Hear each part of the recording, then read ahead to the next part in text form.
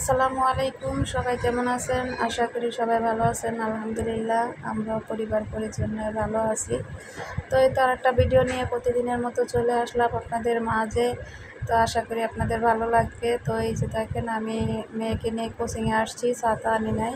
তো এখানে আটকাই গেছি, এখন আমি আর যাইতে পারতেছি না, তো সময় হয়ে গেছে স্কুলের। তো এখানে দেখেন, মার্কেটের সামনে যে দোকানপাটগুলো থাকে, সেই ছাউনির নিচে দাঁড়ায় আছে আর আপনাদের সাথে বৃষ্টিটা উপভোগ করতেছি, খুব ভালো লাগতেছে। তো কেমন লাগলো ভিডিওটা দেখবেন, দেখে কমেন্টের মাধ্যমে জানাবেন। আজকে ছোট ভিডিও।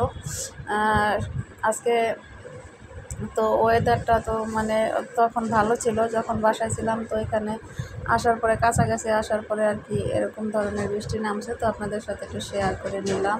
যাই হোক, মেয়েকে কোচিংয়ে দিয়ে আসে বৃষ্টি থামার পরে তো বাসায় আসলাম। এসে দেখি যে আমার দেপরে আবার অসুস্থ, ওর অনেক জ্বর। তো এখানে কিছু ফল নিয়ে আসছিল, তো এই ফলগুলো একটু উঠায় নিলাম।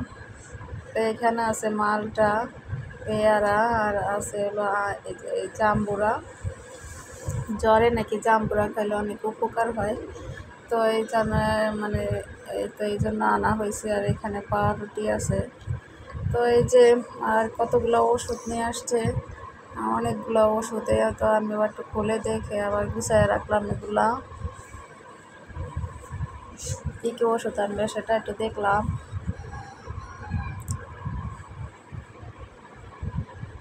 তো এখনকার জ্বর অনেক মানে ভাইরাস কিনা জানি না, এখনকার জ্বরে অনেকটা কাবু করে ফেলে, যে মানে শরীরে বল শক্তি থাকে না, শরীর হাত পা ব্যথা থাকে।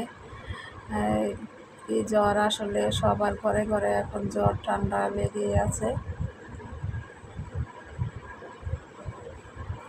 তো এগুলো আমি গুছাই নিলাম। আর এই যে দেখেন, আমার ইনডোরের এই যে গাছটা, এটা আপনার ওই যে পাতা কেমন শুকায় যেতেছে, মাঝে মাঝে একটু রোদ দিতে হয়।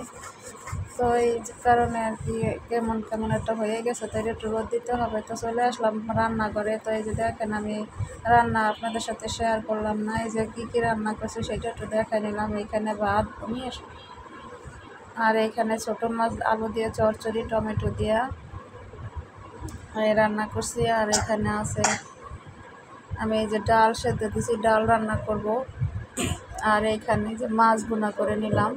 তো এই তো আজকে আমার রান্না বান্না করছি এগুলো। আর এখানে শাক আছে, শাকগুলো আমি ধুয়ে কুইটা পাইছি, তারপরে এটা ভাজে নিব।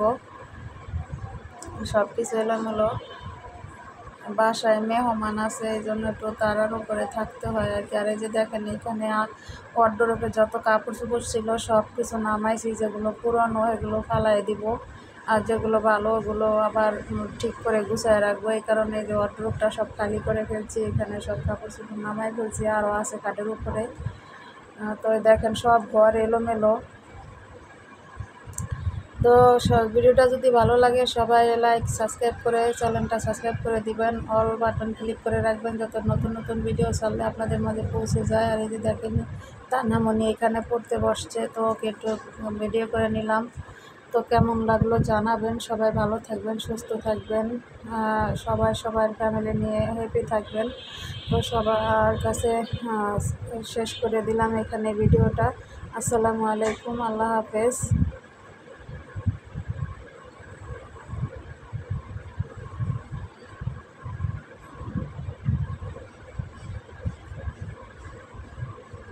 স্কুল থেকে এসে কোনো কথা নাই, ও ডাইরেক্ট মানে এইচডাব্লিউ করতে বসে পড়ে।